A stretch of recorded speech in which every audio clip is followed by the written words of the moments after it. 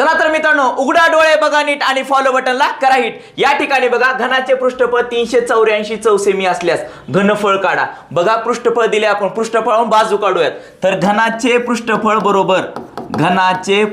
बरोबर काय सूत्र आहे, 6 गुणिले बाजूचा वर्ग।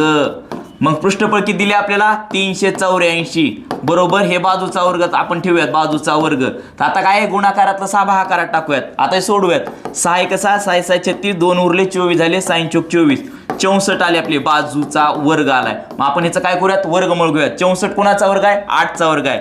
वर्गमूळ घेतल्यानंतर आपल्याला 8 भेटलं, म्हणजे बाजू किती भेटली आपल्याला, 8 भेटली। विचारले का आपल्याला, घनफळ विचारले। तर घनाचे घनफळ बरोबर काय हो, बाजूचा घन।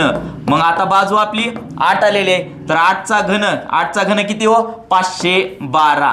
पर्याय नंबर किती, 2। चला तर मित्रांनो, व्हिडिओ आवडल्यास लाईक शेअर आणि आपल्या चॅनलला सबस्क्राईब करायला विसरू नका।